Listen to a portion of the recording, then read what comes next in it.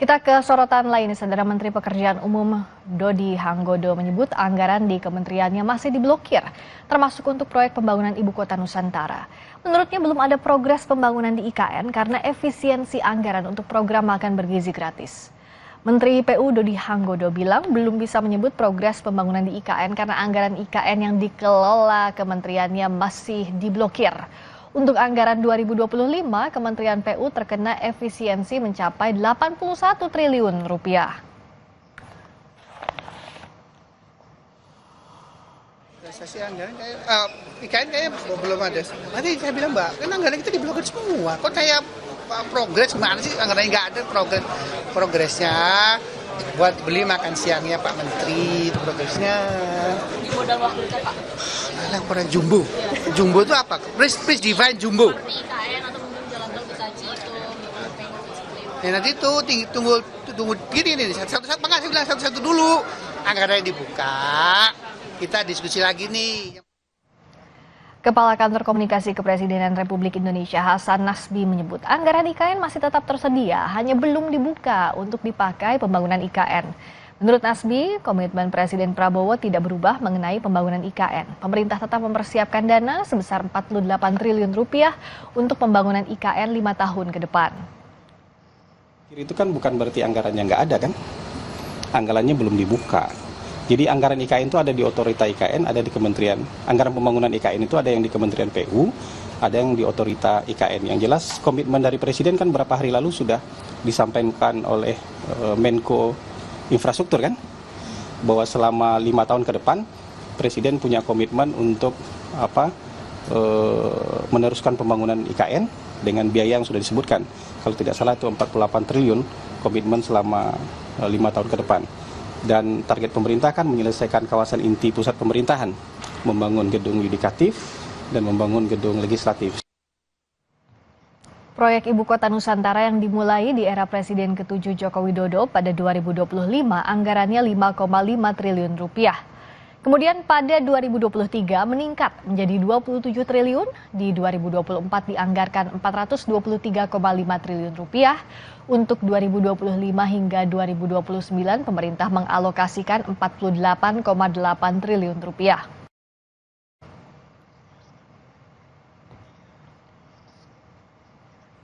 Wakil Ketua Umum Partai Golkar, Idrus Marham meyakini kader partainya yang berada di Kabinet Prabowo Gibran tak kena reshuffle.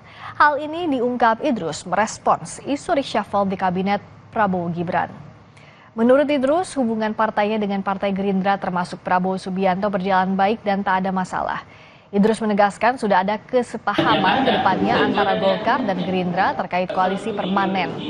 Sebelumnya ada 8 kader Golkar di Kabinet Prabowo Gibran, salah satunya Ketua Umum Partai Golkar Bahlil Lahadalia yang menjabat Menteri ESDM. Sebelumnya Pak Bahlil bergabung dengan Pak Prabowo. Setahu ini saya kira Golkar besok ada rakernas. Dan itu enggak ya aman-aman aja karena kita tidak menganggap tidak ada masalah. Dalam pengertian bahwa hubungan politik kita ya dengan yang ada utamanya dengan Gerindra, saya katakan tadi itu baik secara pribadi maupun secara institusional itu justru itu tidak ada masalah gitu loh. Inisiator, inspirator pembentukan koalisi Indonesia Maju dan Golkar aspirasi sekarang ini, pikiran sekarang ini dan sudah insya Allah ada kesepahaman bagaimana ke depan antara Gerindra dengan Golkar ada koalisi permanen. Sementara itu Wakil Ketua Umum PKB Jazilul Fawait bilang reshuffle kabinet sepenuhnya hak prerogatif Presiden Prabowo Subianto. Menurut Jazilul, Presiden sudah mengantongi nama-nama menteri yang akan terkena reshuffle, hanya menunggu momen saja. Pak Prabowo sebagai Presiden itu hak prerogatif, bisa mengganti para menterinya kapan saja. Apalagi kalau beliau bilang sudah daplek. Saya kok melihat pasti sudah ada di kantongnya beliau. Tinggal kapan momennya mungkin akan ada reshuffle. Ketua Harian DPP Partai Gerindra Sufmi Dasko Ahmad menyebut reshuffle kabinet adalah hak prerogatif Presiden Prabowo Subianto. Merespons informasi ada menteri yang tak seirama, Dasko belum mengetahui pasti apakah nantinya akan di-reshuffle atau hanya diberi teguran. Tetapi mengenai masalah reshuffle, masalah kapan waktunya, masalah ada tidak adanya reshuffle itu adalah hak prerogatif dan kewenangan dari Presiden. Dan tentunya kita tidak ingin mendahului, kita tunggu apakah kemudian Presiden akan menggunakan haknya dalam evaluasi atau bagaimana. Dapatkan informasi soal yang tidak sirama, ya saya tidak tahu apakah evaluasinya itu sampai dengan reshuffle atau cukup dengan teguran, kan Presiden mempunyai kebijakan. Kepala Komunikasi Kepresidenan Hasan Nasbi menjelaskan kapan dan siapa yang terkena reshuffle hanya Presiden Prabowo Subianto yang tahu. Hasan menegaskan peringatan Presiden Prabowo saat perayaan Harlah ke-102 NU bukan ditujukan untuk menteri tertentu, melainkan sebagai peringatan umum. Yang paling tahu soal reshuffle itu di Republik ini hanya Pak Presiden. Jadi ini kan sepenuhnya kewenangan Pak Presiden. Jadi soal kapan waktunya, siapa orangnya, itu betul-betul hanya Presiden yang tahu. Yang di luar ini kan cuman menerka-nerka aja.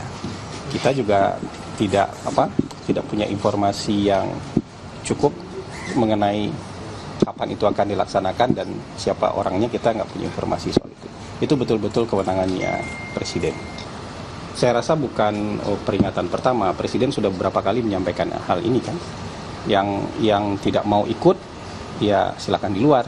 Yang mau ikut, samakan gerak langkah dan keinginannya bersama Presiden gitu. Jadi ini bukan yang pertama menurut saya. Jadi Presiden senantiasa tuh memberikan apresiasi, kemudian memberikan arahan, juga memberikan peringatan. Jadi menurut saya Presiden selalu seperti itu. Kita ke sorotan berikutnya. Istana memastikan pemerintah akan membayarkan gaji ke-13 dan ke-14 bagi aparatur sipil negara. Kepala Komunikasi Kepresidenan Hasan Nasbi menegaskan belanja gaji pegawai tidak termasuk pos anggaran yang terdampak efisiensi. Hasan Nasbi menyebut gaji ke-13 dan THR bagi ASN merupakan hak pegawai yang akan dibayarkan. Menurutnya, kepastian pencairan gaji pun sudah dikonfirmasi oleh Menteri Keuangan Sri Mulyani. Selain gaji pegawai, Hasan mengatakan pemerintah tidak akan memotong anggaran terkait pelayanan publik hingga bantuan sosial. Ibu Menteri Keuangan sudah ngasih pernyataan kan, dan efisiensi yang disampaikan oleh Presiden itu kan tidak termasuk belanja pegawai. Ya, buat gaji pegawai itu kan bukan bagian yang diefisienkan. Jadi gaji ke-13 sama THR itu merupakan hak dari para pegawai negeri dan itu akan dibayarkan. Menteri Keuangan kan sudah juga memberikan pernyataan soal itu. Wakil Ketua DPR Sufmi Dasko Ahmad membantah tata tertib DPR yang baru disahkan memberi kewenangan untuk mencopot pejabat negara di tengah jalan. Menurut Dasko, evaluasi yang diatur tatip DPR untuk memperkuat pengawasan dan sebagai tindak lanjut dari proses uji kelayakan dan kepatutan calon pejabat yang telah dipilih oleh DPR. Menurut Dasko, output dari tatip DPR tidak langsung mengganti pejabat seperti Kapolri, Ketua KPK atau Panglima TNI, melainkan memberi rekomendasi tertentu kepada pemerintah atau lembaga yang dievaluasi. Hasil dari fit and proper itu kan selama ini dalam fungsi pengawasan DPR itu kemudian tidak ada tindak lanjut. Nah, tatip ini kemudian mendorong supaya kemudian fungsi pengawasan lebih ditingkatkan. Nah, jadi kita mungkin sekedar nanti hasilnya menyarankan kepada pemerintah, menyarankan kepada institusi yang orangnya dilakukan evaluasi. Menanggapi kontroversi tata tertib DPR, Kepala Kantor Komunikasi Kepresidenan Hasan Nasbi menilai polemik hanya terjadi di media, sedangkan antara pemerintah dan DPR tak ada polemik. Kita tidak mau mengomentari tatip DPR, karena tatip kan mengikat ke dalam organisasi DPR. Sejauh ini saya rasa nggak ada polemiknya ada di media aja. Di antara pemerintah dengan DPR sejauh ini tidak ada polemik. Akibat sekolah telat input data, lebih dari 300 siswa di MAN 2 model Medan terancam tidak ikut SNBP 2025.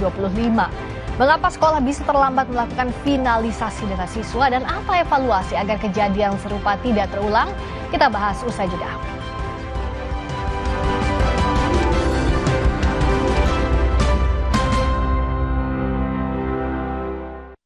Cuma Good Day Cappuccino yang bisa bikin harimu jadi good day. Foam tebelnya yummy, bikin me time lebih happy. Nikmatnya Choco Granul jadi asik tiap ngumpul. Good Day Cappuccino, bikin everyday jadi good day.